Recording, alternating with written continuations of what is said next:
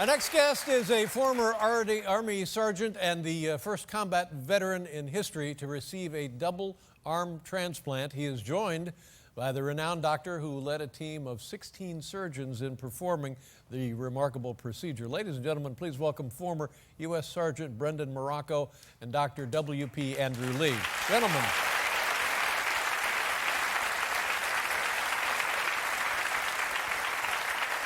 Brendan, this is, thank you very much.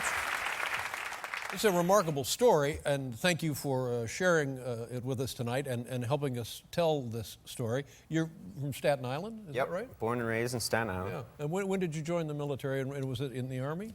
Yeah, I joined the Army I signed my paperwork in 2007, December. Was your family a military family? No, not at all. It was pretty much just me. And what was the motivation to sign up? I just always wanted to, and I've been putting it off ever since I was, getting out of high school, and then finally decided to go do it. And it was definitely the absolute best thing I've probably ever done in my life. It's amazing that you can say that, considering the circumstance. Yeah, I mean, I pretty much knew what I was getting into. I knew we were fighting a war at the time, and we still are, and I knew what the outcome could have been. So. What happened, and when did it happen? Where did it happen? April 12th, 2009, just on pretty much a routine mission, just taking somebody over to a different base, and got blown up on the way back. Is this one of the IEDs that we hear about frequently? Yeah, pretty much just a roadside bomb went through the truck. And these things seem to be omnipresent, is my impression from talking to men and women who There's have been a lot of overseas. Yeah. And they've gotten to a point that they're very sophisticated now, aren't they? They are.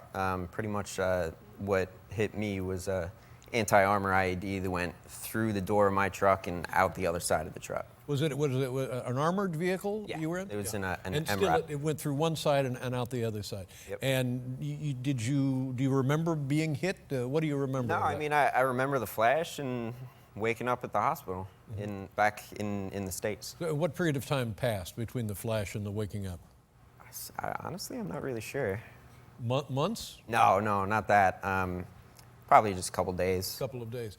The other thing that has impressed me with our military and with this the last two conflicts in Iraq and Afghanistan is how people can be significantly injured, beyond hope in some cases, and then are taken out immediately and to a hospital and back to the United States and recover.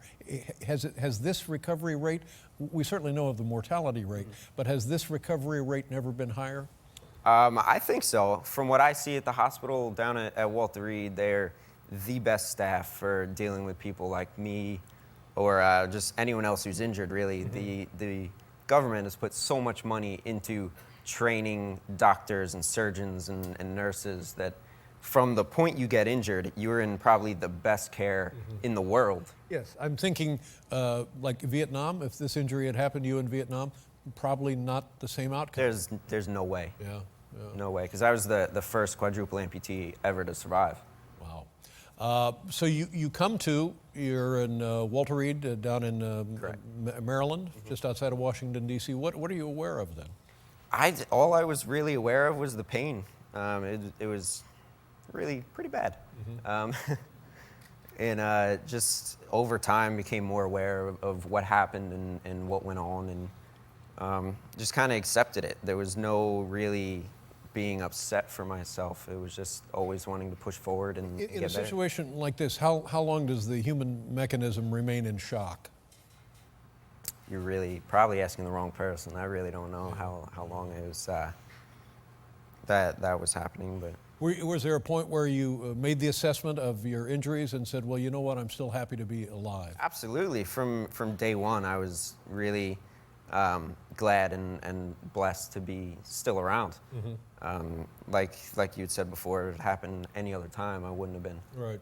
So. What was there before the transplant? Was there any rehab? Yeah, I was doing hours of rehab a day, pretty much for 2 years straight. Therapy every day, working with prosthetics and prosthetic legs as well. And how far along had you come with that? Were you thinking, all right, this represents the rest of my life, it's going to be good?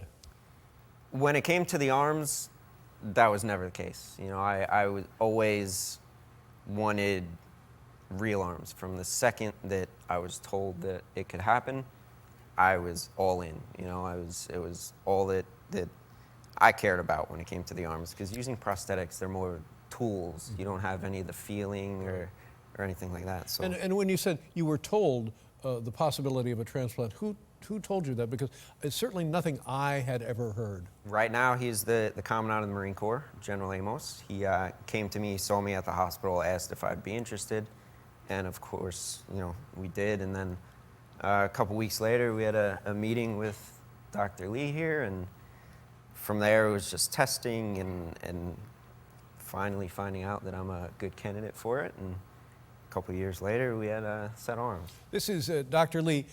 This is beyond a miracle? Well, thank you. It's still a relatively rare procedure. In fact, our team has performed 4 of the only 6 double hand transplants in the U.S. Brendan had the most extensive hand transplant in terms of the arm tissues that were transplanted. For his right arm, we transplanted the arm from the donor above the elbow. And for the left arm, in order to preserve his only remaining elbow joint, we took the entire forearm from the donor and transplanted it on top of his existing forearm bone. Boy, you make it sound so easy. Oh, it only took 13 hours. Mechanic, you know, just zips them together and we're good to go. We'll take a break, and when we come back, more detail and give us an update and an overall evaluation of this remarkable story. We'll be right back, ladies and gentlemen. I was told that it was 90 hours from your accident, for the attack, the bomb, 90 hours between then and when you came to Walter Reed. Okay. Yeah, that's just remarkable. So, again, you worked on this. Who, by the way, gives you the go-ahead? Who says, yes, double arm transplant? Sure, let's give that a try. Well, we have an institution review board at Johns Hopkins. They reviewed our protocol, our proposal. We answered all their questions. They gave us approval. But we also received funding from the Department of Defense. This type of procedure is not covered by the insurance company currently. So we received a research grant from the Armed Forces Institute of Regenerative Medicine from DOD that made this transplant possible. How long have you had these arms? Just about 14 months. You know, I'm sitting here, and I sit here next to people every night, and you are doing with your arms what everybody else that I have sat next to does with their arms. That started pretty early. Is that right? It did. Yeah. I was even doing it with prosthetics, but now it's just a little more rewarding. Yes. 16 surgeons, is that how many were on the team? 16 surgeons. We started out with 4 surgical teams working simultaneously at the beginning of the operation, and we had to connect the bones, muscles, blood vessels, nerves, and skin. Yeah. And to what extent are they reconnected? Is it 90% we've connected them, 100% we've connected them? Well, they had to be completely connected. In fact, we were working under a time clock because there was only so much time tissues can be without blood supply. So not only did we have to be precise in what we did, we also had to do it fairly efficiently. And you will now continue using the prosthetic legs, is that correct? Yeah, I'm currently staying down at Walter Reed to go about that along with the hand therapy. So it wouldn't be uncommon then in the next 6 months to see you walking the streets of New York? It would not. Yeah. That's just remarkable.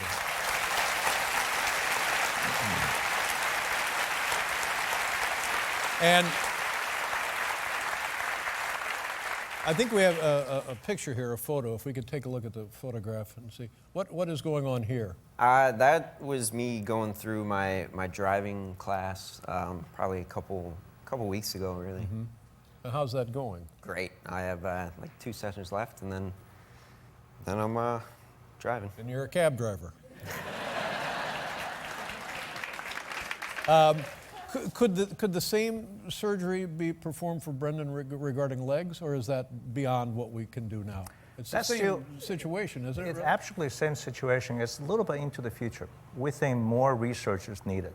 The distance for the nerves to grow will be much longer in the legs than the arm. And what is, excuse me for talking about you like you're not here, but what is your prognosis for him?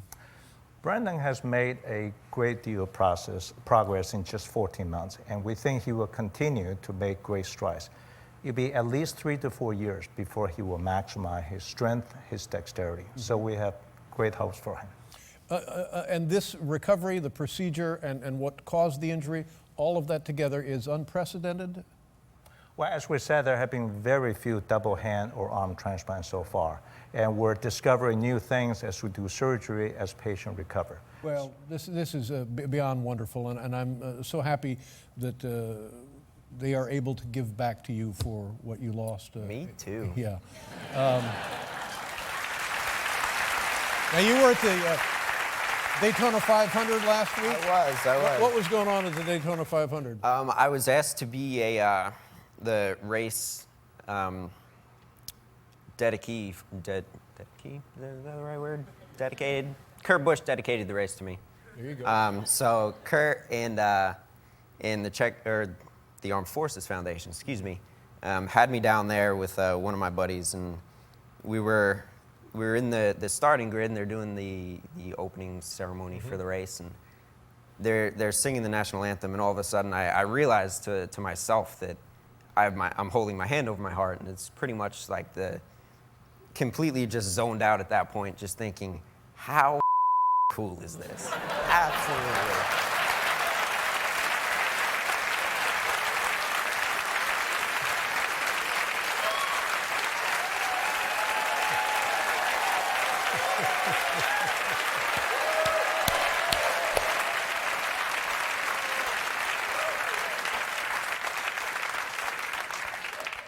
It is very cool.